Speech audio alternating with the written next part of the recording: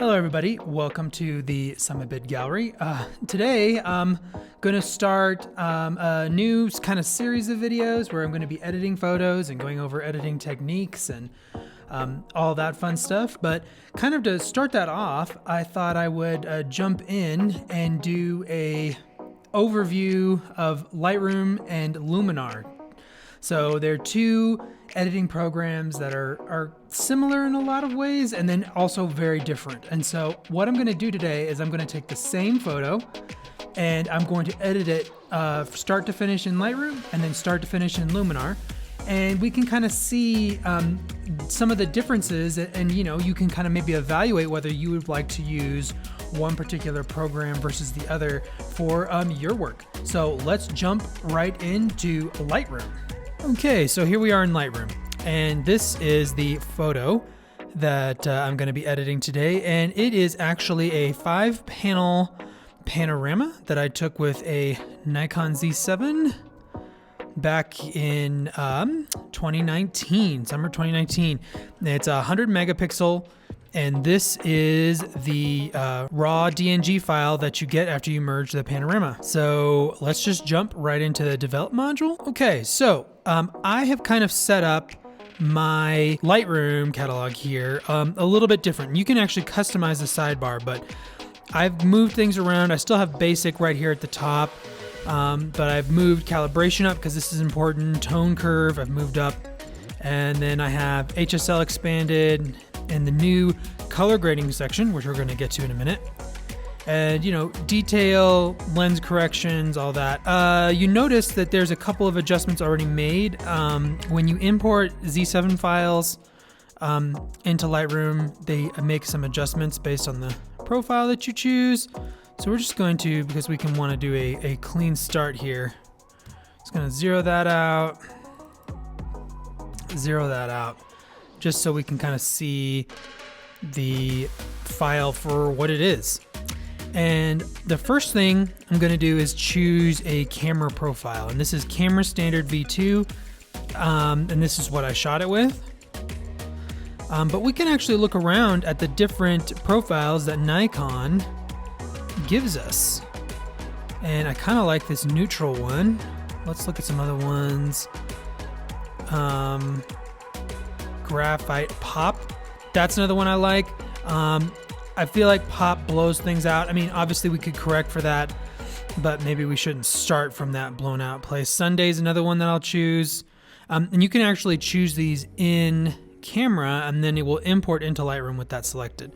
So let's just choose standard V2 here and go ahead and close that out.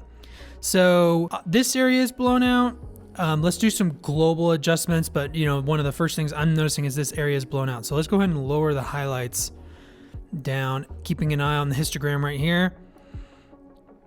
And then that's better, and up the shadows just a little bit.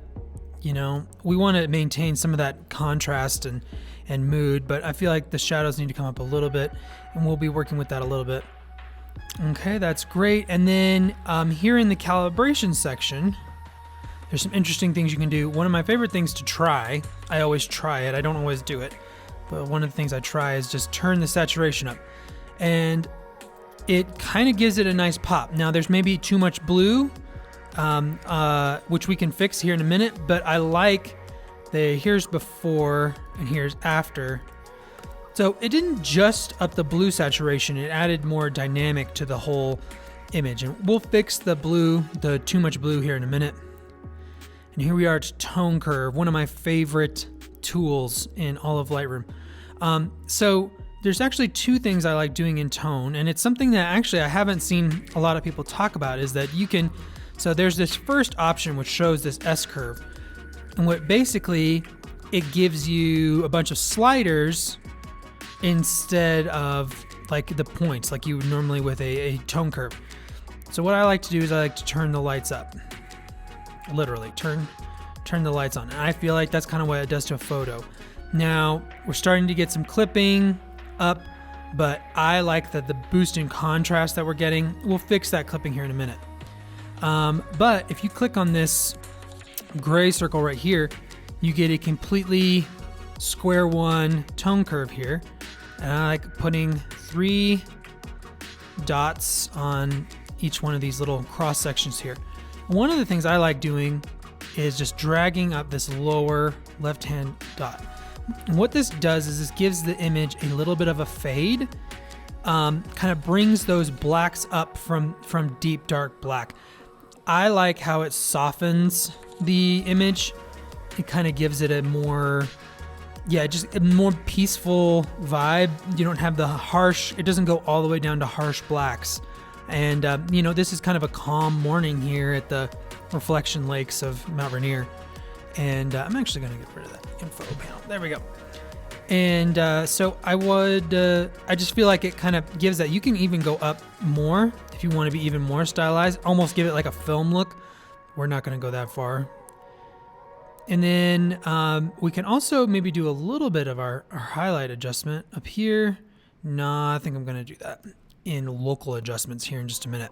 Okay, so that's kind of our tone curve. Let's work on some color here. And again, we're going to fix this blown out area here in a minute. I think the blue is a little too saturated, so we're going to go to saturation and pull down the blue. We don't have to pull it down a whole lot. And this area here is a little oversaturated, and that's going to be yellow green probably with some orange, I think.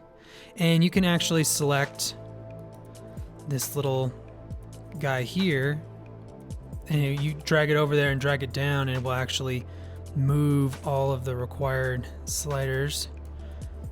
And there we go. That's better. Not as, it doesn't draw your eye immediately to this area as strongly. And yeah, so for our actual HSL, that's probably all I want to do. Sometimes I'll come down to luminance and I will just kind of rock these sliders up and then reset them, kind of see what they do. Every once in a while you'll be like, oh, well, yeah, those tones get a little brighter. It adds, the yellow and the orange mainly, it's just doing like what we did on the saturation. Let's look at green here. Oh, see, I actually like that. It's pulling in some there. Aqua. Yeah, see, aqua here is kind of upping this nice steam or mist coming up off the lake right here on the shoreline. Blue, I think we all know what blue's gonna do. Blue's just gonna blow out the sky, so we'll keep that where it's at. Purple. It's basically doing what blue did, and then magenta's probably not going to do much. There's not much magenta in this image. Okay, so color grading. This is a relatively new tool in Lightroom, and it's something I'm still figuring out. One of the things I figured out right away is that I like looking at these bigger circles rather than all 3 of them together, because you can be a little more granular with your adjustments, a little more precise. But let's look at highlights here. And this is a nice warm morning, so I kind of drag up all the way, and then I'll just kind of spin around until I kind of see a color I might like. Let's try right in there, and then drag this dot down to bring the saturation down. So here is before, here's after. It's kind of giving us a little bit of magenta, actually. So we might want our blues to be a little less purple, and we can actually fix that up in HSL and still kind of have some of that new warmth. Yeah, very nice. And then midtones, I don't grade the midtones too much very often, at least not yet, not until I figure out. And then here is the shadows, and I kind of do the same thing. I'm gonna drag up, and actually, I'm not too far off from the same area. I maybe want to do a little more red and then back that way off. But kind of just breathe some of that morning light into this image. Okay, very nice. So now let's do some local adjustments. And probably the first thing I'm going to do is kind of pull down the whole sky. So we're going to do a graduated filter, drag down so the whole sky's covered. We'll do exposure first. And then maybe even pull the, not much. So yeah, we did about almost half a stop here. There's a little too much. And let's go ahead and do a range mask on here because I don't really want Mount Rainier getting much darker. And I certainly don't want these trees getting much darker. So go down here and click on Luminance. And on this left side, we'll drag that over. And basically that means that where this mask is only applying to the highlighted areas. And I'll actually show you. Click on here. See, it's only applying to red. So the further we come to the right here, we can see what this graduated mask is doing. And we got most of the trees out. Rainier is still kind of falling in there, but Rainier's going to get some special treatment here in a second. So while we're in this tool, I think I want to do a little bit of light crafting here. So let's pull this guy up and kind of reset it here. Actually, that's kind of what I wanted to do. Is just pull the saturation down from this lower left-hand corner some. All right, done. And let's do radial filter on Rainier itself here. So one of the things I like doing is Rainier's kind of the subject here. So one thing with the radial filter you want to keep in mind is that by default, it edits everything on the outside of the circle first. And I'll show you that. Just drag that down and it's everything outside the circle. That's almost never what I want to do. Most of the time I want to work inside the circle. So I just click this invert here, down here, at the bottom. And we're gonna just up ever so slightly the exposure on Rainier. And we're also gonna up the sharpness a little bit because I want that to kind of feel like the sharpest point in the image. You know, your eye will naturally go up there and then explore the rest of the image. And we could even see adding a little bit of saturation and just a bump of warmth. So here is before and here's after. I feel like it just helps pull your eye up to Rainier. Okay, so let's see, what other finishing touches do we want to do to this image? I think that the trees and this shoreline could use a little more contrast. So we're going to do the brush tool here and kind of use a pretty large one. And I'm just going to do one stroke here. And then what I'm going to do is I'm actually going to bring up the clarity. And this is how I use the clarity tool most of the time, is in local adjustments. And we'll just bring some into these trees here. So a little before, a little after. I see it just gives it a little bit of pop here. Now, the last local adjustment I'm going to do is I'm going to, since this is kind of our light source, the sun's kind of coming in from here. And what I would like to do is almost like emphasize that light source element of it, because it's going to kind of give the image more energy. So I'm going to actually go back to the radial filter here, and I'm going to start off the photo entirely right here. I'm just going to drag a circle out like that. And we want the center right off the photo. So to add a glow, what I'm going to do is actually dehaze reverse of what people normally do. So actually add haze. Oh, look what I did. I didn't invert it. I'm actually going to add haze. And now you can see up in the histogram, I'm not blowing it out. I'm not adding clipping. I'm just adding a little bit of glow. And actually, I'm liking it enough. I'm wanting to add a little bit more. It's like a little bit of light coming in. And you know, this is what, like, if you go all the way, you're doing that. That's too much, obviously.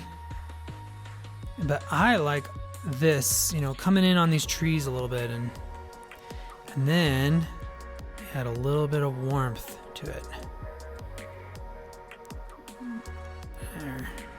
Even pull it in a little further into the image so you feel like the warm sunrise is even more. Is it a little bit too much? Maybe a little bit, but I kind of like it. So there is before and then after. I really like that. That's, and that's a to taste thing. I think some people wouldn't add that, but I feel like it adds an element to this image. And I might finishing touches, I might crop it or change it a little bit. I'm not going to in this case because we're going to do a side-by-side of this image coming in from Luminar. So I'm not going to do that. So I think we're ready to go on to Luminar. Some things to keep in mind if Luminar is going to be your only standalone program. The way that you import photos works a little bit differently. It's got kind of a watch folder system. So you kind of point Luminar at the folder that has the photos you want in it, and then it will kind of automatically be in there when you open Luminar.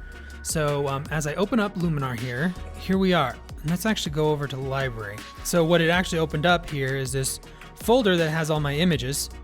And these are the panorama frames here. Look at the grid view.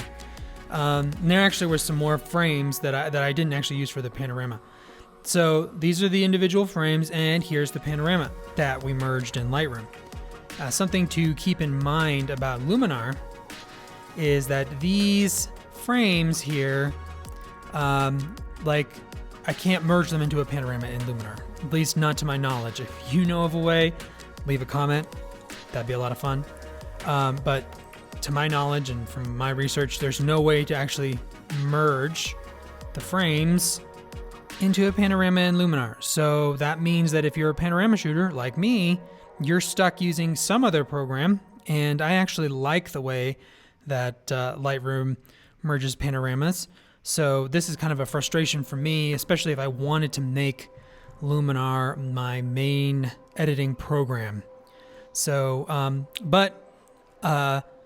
Lightroom made us a DNG. It's right here, and we can go ahead and open that up. So here it is. And so you can kind of see that the raw processing in Luminar is not as strong as Lightroom's, maybe would be the right term. It's definitely, so you can tell that this image is like a lot more subdued colors. Just the raw processing is demosaicing, is I believe the technical term.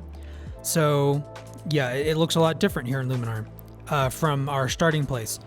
So I'm going to give you a little tour around Luminar here. So most of your stuff is over on the right, just like Lightroom. You have these sections here. That's really nice. So here's Essentials, which is what we're in now. Kind of, honestly, this is most of your Lightroom stuff is right here in this Essentials. Then below it, you have Creative, which kind of has a whole bunch of different effects and stuff. This is where you find your AI sky replacement. If we wanted to replace the sky, which we don't.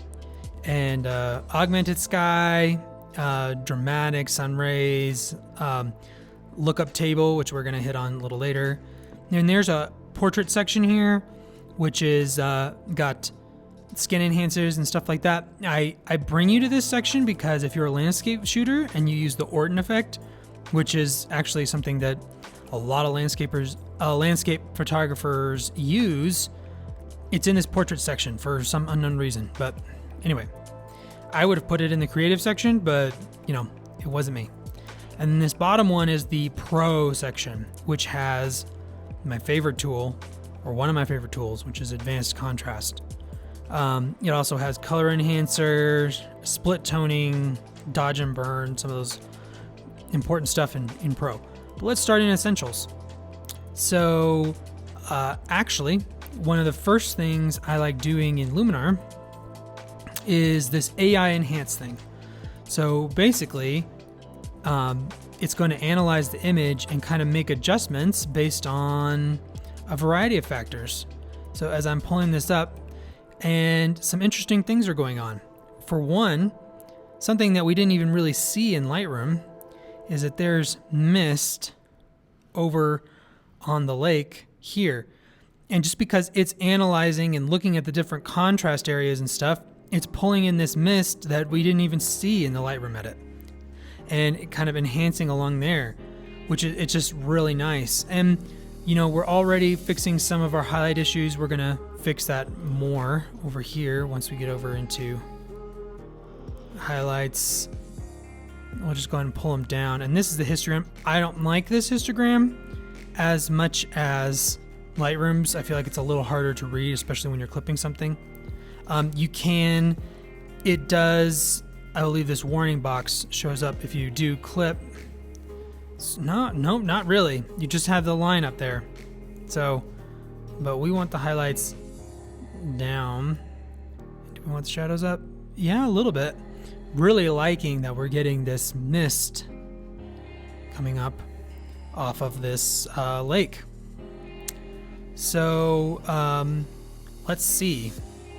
Let's go to Landscape Enhancer, which I like. It has this nice tool called, this is where you actually find dehaze, but I like this tool called Golden Hour. Kind of gives everything a little bit of a glow. It also has a tendency to saturate, but we're going to actually work on the saturation here in a minute. But that's something to keep in mind in Luminar, is that it kind of gets saturation happy. The more tools you use, you tend to just wind up with a more saturated image. You have to kind of control that. But I like the tones that it's bringing in. This is kind of an issue over here, which we'll fix in a minute. Let's go on down to Pro with this advanced contrast. You'll see why I really like this. So you have 3 sections here with highlights, midtones, and shadow contrast, and then you have balance down below. I'll show you what it does. So if we pull highlights contrast, you can see getting a lot more detail in the sky.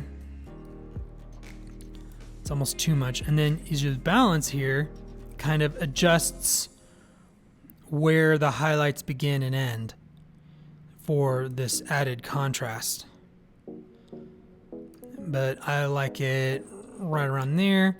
Midtones, you can see it's kind of bringing in contrast here, almost like what we did with the the brush tool in Lightroom. It's happening automatically. And then shadows, it looks like it's just bringing up the shadows. That's not all it's doing, but it's one of the main things it's doing. Then you can kind of balance that out. So here is the before and then after. It's subtle, but it really just kind of gives this image a starting place and life. So, well, that's annoying me. I don't know if it's annoying you. Let's go back to Essentials, Color, and we're just going to drop saturation down all the way around because those adjustments we made, it added some. Then click Advanced, and this is your HSL. So it does not have the handy little eyedropper tool, so we're gonna have to kind of go off of what we know, which is that there's quite a bit of orange, quite a bit of yellow, and there we go. That's better. Okay, so let's go over how we might do some of the local adjustments. And it works a little differently in Luminar. So instead of like having your brush tool and everything, every tool has a mask. So like on this color thing, we could click Edit Mask. It has brush, radial mask, gradient mask, and luminosity. And this is actually a luminosity mask, which is kind of amazing. It's just built in. We're not going to get into that because that's kind of advanced, but like let's say we wanted to just do radial mask on this. And then we drag it like this, and then it affects the color outside of that area and leaves it there. It does the same thing as Lightroom where you have to invert it. But so that's cool, but I know what you're probably thinking is that, well, what do I do if I want to adjust global adjustments and local adjustments for a particular tool? And this is one of Luminar's most powerful features, is that it has layers. So click on layers here, it shows you this is your layer. Click here, click add new adjustment layer, and you have everything completely started over. So like all those highlights and shadows things, reset. Those all live on this layer here. So in this new adjustment layer. So then we could do like what we're gonna do on Rainier here is we're going to, let's see, let's go to Landscape Enhancer and do a little bit of dehaze. And then let's go to AI Structure. And this kind of adds that sharpening to Rainier. Now I added it to the whole image and I don't want that. I want it just on this radial mask. It draws out the circle, and then we can make the adjustments, and then we need to invert it. There we go. Now it's just on Rainier. Click done. And we did our local adjustment there. And then with dehaze, we will do the same thing where it's just on Rainier.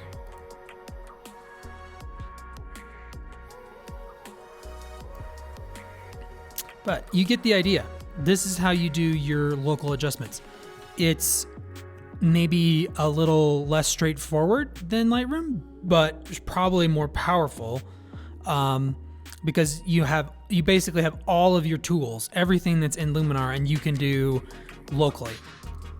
Okay, so we have one more kind of finishing touch I want to do this image, and it involves here.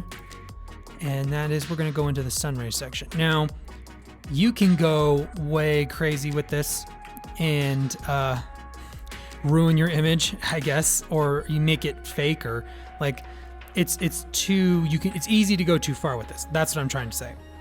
But so I'm going to click place sun center right here, and you get this little dot.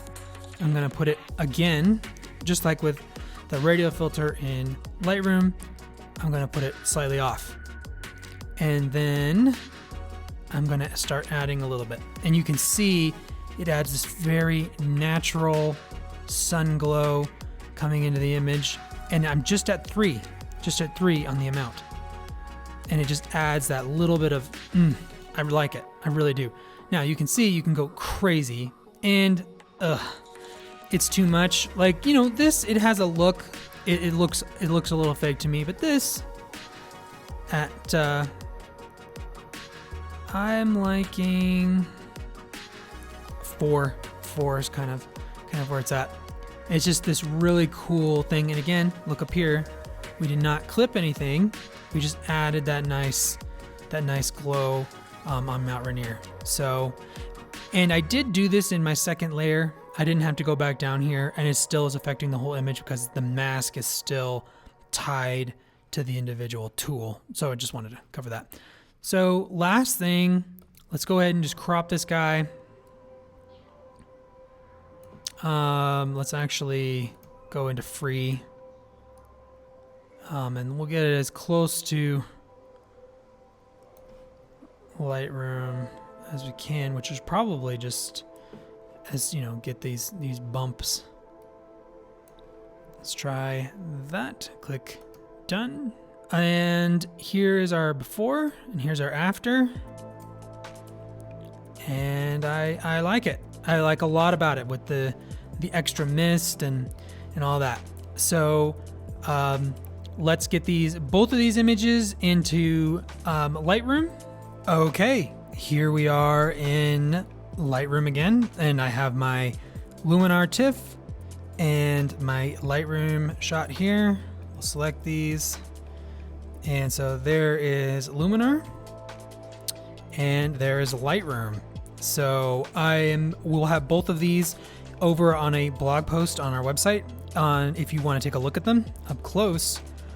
So I would imagine that you're wondering, which one do I use? And the answer is that I actually use both together. And so we're actually going to do one more edit. and I'm going to edit it using both, because I think both have their strengths and their weaknesses. And that's how I kind of merge them together into a super program, because, well, there's lots of reasons. I merge panos, so I need Lightroom. I like Lightroom's cataloging. I like the camera profiles in Lightroom. Those are all kind of important things to me, but I love all of the creativity and extra features you get in Luminar. So the answer is I use both. And so let's look and see how I actually do that. So to do that, to show you kind of, this is my more actual workflow. Let's go ahead and create a virtual copy of the DNG. So here, we'll go over into develop, and it has all of our edits. I'm just gonna click reset, boom. And I'm gonna move a lot faster on this last edit. I'm not gonna do anything that I didn't talk about, at least to some degree, the first time around in either program. I just want to show you how I leverage these programs together. So I am going to do some of the basic raw processing here in Lightroom here. I turned that up and I liked that on my tone curve.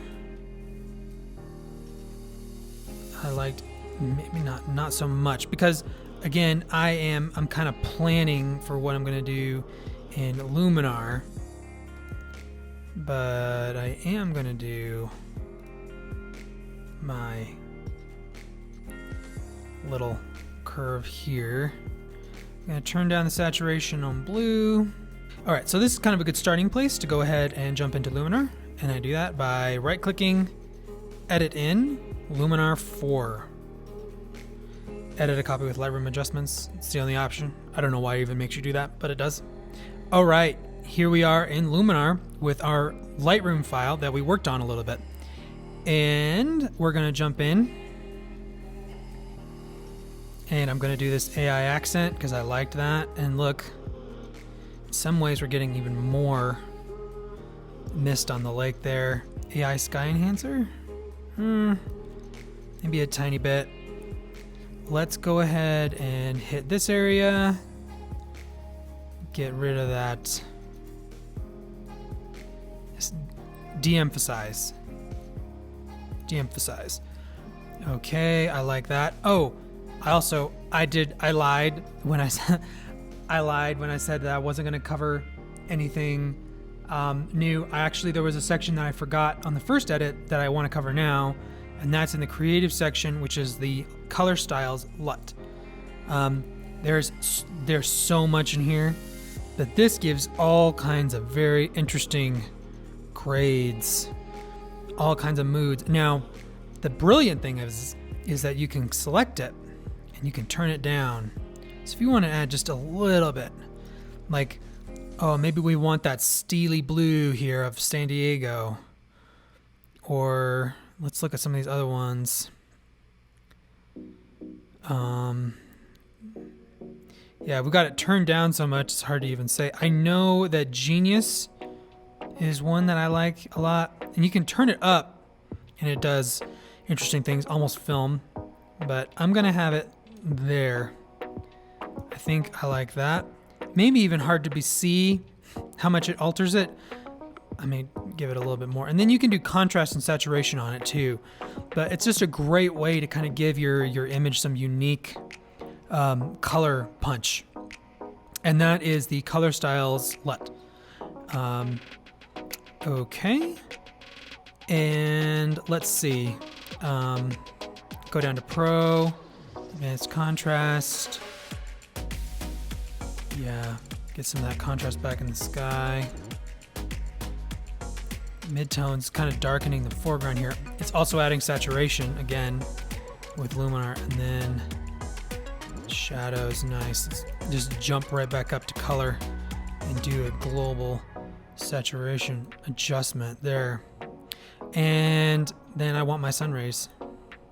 I do. So I'll put that center there.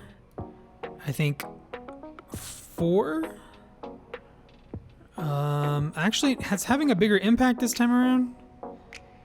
This probably based on a variety of factors, but I think I like 3. I may even bring it off a little bit more. So there's before, there's after.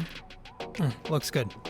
All right, so we click apply, and this image is going to pop back up in Lightroom.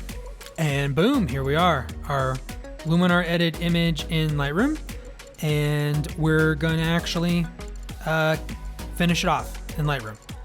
So one of the things I'm going to do is pull in a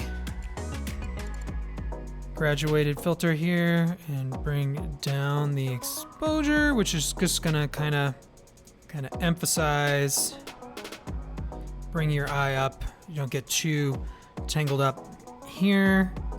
And then I want to sharpen some of the veneer a little bit. Again, it may be hard to see this effect depending on how you're watching it on YouTube, but in person, adding that localized sharpening to a specific area, it really helps bring your eye up. And for this one, I'm actually going to adjust my crop because that is bothering me. That cloud right on the top there. Okay, I probably would work on it more in another context, but we're going to kind of leave it here. So this is kind of using both programs together, and you can kind of see how powerful that can be. So we'll just real quick just go through them. So this is the combo. This one is our just Lightroom. It's a lot warmer. It's interesting how I did different things. I kind of worked on it different ways, but it's a lot warmer. And then here's our solo Luminar edit. And I would love to hear in the comments which one you guys liked the best. And again, this really wasn't intended as a comprehensive either review or overview of both programs. You can do a lot more in both. This was just kind of a nuts and bolts look at how both of these programs work and kind of how you can use them and leverage them together into one super powerful program. So again, I'm going to have all 3 of these shots up on our website, summabitimagery.com. Also, I'm going to throw up a super secret one that I did also using Photoshop. So that's a whole nother thing, but I used a third program of Photoshop to do that edit, and then that will be up on the blog post as well. So if you enjoyed this video, we really appreciate you hitting that like button. And if you like content like this, if you like photography, mountains, any of that stuff, then hit the subscribe button, and we'll see you on the next adventure.